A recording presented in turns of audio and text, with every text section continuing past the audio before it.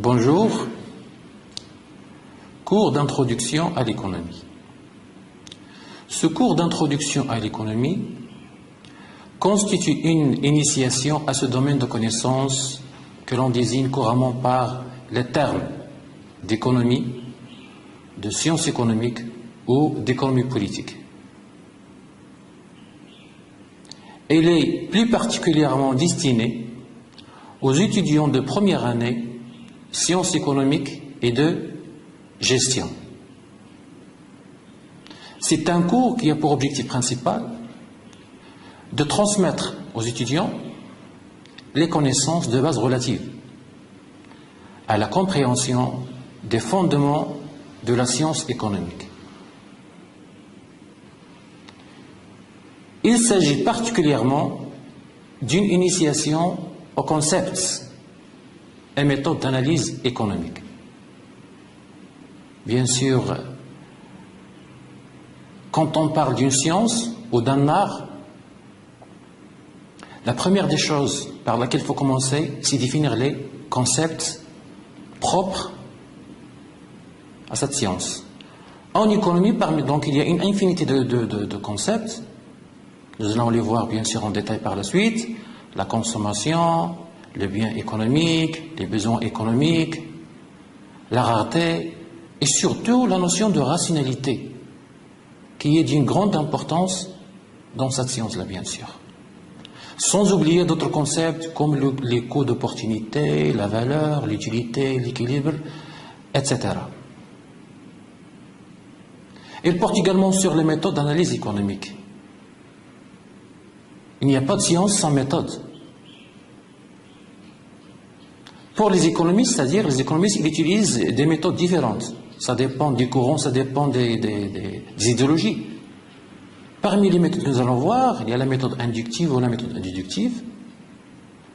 Il y a les analyses, par exemple, économiques, microéconomiques ou macroéconomiques, ça dépend du problème. S'il s'agit par exemple de traiter une question du chômage, ou la question de la croissance économique, ou la question du déficit budgétaire, ou la question du commerce extérieur, donc la meilleure méthode, la meilleure analyse, c'est l'analyse macroéconomique.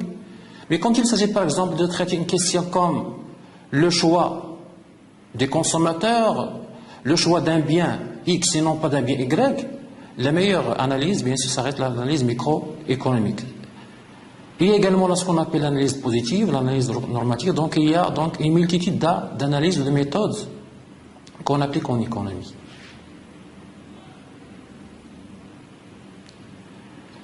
L'économie également porte sur l'origine, la définition et l'objet de la science économique. Quand on dit l'origine, ça veut dire qu'aujourd'hui, lorsqu'on parle aujourd'hui de l'économie politique, on parle de la science économique. Mais à l'origine, donc la pensée économique, elle existait depuis l'Antiquité. Mais le terme économie politique, ou du sens économique, ce sont des termes de date récente. Donc il est préférable, pour maîtriser cette science-là, il est préférable de faire bien sûr une petite histoire, une brève histoire de l'origine de la notion d'économie politique. Surtout, on va commencer à partir des réflexions des philosophes de la Grèce antique. Quant à la définition à l'objet de la science économique, donc il y a bien sûr vraiment, il n'y a pas une seule définition, il n'y a pas un seul objet, il y a une multitude de définitions d'objets. En fonction des auteurs, en fonction des contextes, en fonction des périodes, en fonction des courants de pensée. Par exemple, pour les uns, l'objet principal de l'économie, c'est l'étude de la richesse. Pour d'autres, l'objet principal, c'est l'étude de la rareté, le problème de la rareté. Pour d'autres, le problème, c'est l'étude du comportement des individus consommateurs, des individus producteurs. Pour un énième groupe, le plus important, ce n'est ni la richesse, ni la rareté, ni le comportement, c'est plutôt l'étude des rapports sociaux, c'est-à-dire entre les classes sociales, etc. Il porte également sur les principaux courants de la pensée économique. Donc il est toujours indispensable, surtout pour la science économique, d'étudier l'histoire de la pensée économique. Mais pour des étudiants de première année, On ne va pas, bien sûr, faire une analyse détaillée de la pensée économique, mais on va quand même faire un survol rapide sur les principales théories en économie. Nous allons voir les théories classiques, les théories néoclassiques, la théorie marxiste, la théorie keynésienne, les théories contemporaines, parce qu'elles représentent l'essentiel, ce qui est de plus important en sciences économiques. Donc généralement, on nombre de 4 ou 5 grandes écoles. Je le répète, donc classique, néoclassique, marxiste, keynésienne et la pensée contemporaine. Également, il porte sur les agents économiques, parce qu'il n'y a pas d'activité s'il n'y a pas d'agents. Qui sont les agents? Ce sont les individus, ce sont les entreprises, ce sont les administrations. Donc on parle d'agents économiques.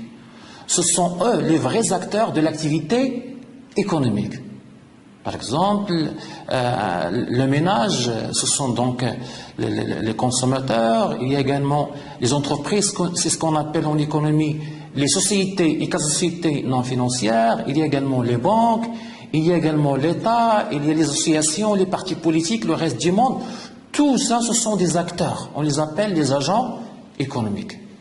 Mais en même temps, également, on va accorder, bien sûr, une place de choix à l'étude des marchés. Parce qu'en fin de compte, l'économie, elle étudie, bien sûr, l'activité économique, généralement dans une économie de marché. Économie qui fonctionne selon les lois du marché, les lois de l'offre et de la demande. C'est pour ça que nous allons voir les principales structures de marché. Parmi donc ces structures, il y a ce qu'on appelle le marché de concurrence pure et parfaite, qui est le marché de référence. Mais il y a également d'autres types de marchés plurialistes, comme le marché de monopole, le marché de l'oligopole, etc. Les agents économiques, ils font également des opérations économiques. Des opérations sur biens et services, des opérations de répartition, des opérations financières. Ils investissent, ils exportent, ils produisent, ils consomment, ils versent des salaires, ils reçoivent des salaires, ils prêtent, ils empruntent, ils achètent des titres, ils vendent des titres. Tout ça, on les appelle des opérations économiques. Finalement, bien sûr, l'étude de l'économie porte également sur la mesure de l'activité économique. Bien sûr, l'activité économique est représentée par ce qu'on appelle généralement le PIB, le produit intérieur brut. Et il y a plusieurs façons pour mesurer le PIB. Il y a la méthode produit, la méthode répartition ou la méthode des dépenses. Et une attention particulière va être accordée à la détermination des principaux agréats de la comptabilité nationale, parce qu'il est impossible de mesurer l'activité économique, de mesurer le PIB, sans déterminer les agrégats. Parmi les principaux agrégats, il y a la valeur ajoutée, le PIB, le produit national brut, le revenu national, etc.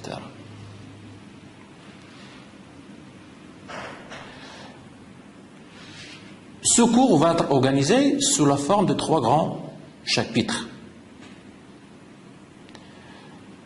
Chapitre 1, nous allons répondre à une grande question. Qu'est-ce que l'économie politique? Chapitre 2, nous allons bien sûr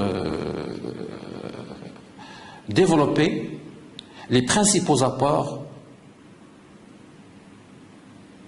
des différentes écoles de la pensée économique, surtout à partir du, par exemple, 15e, 16e siècle.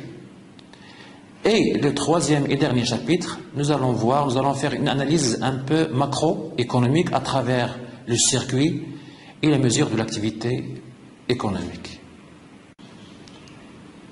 Bonjour, cours d'introduction.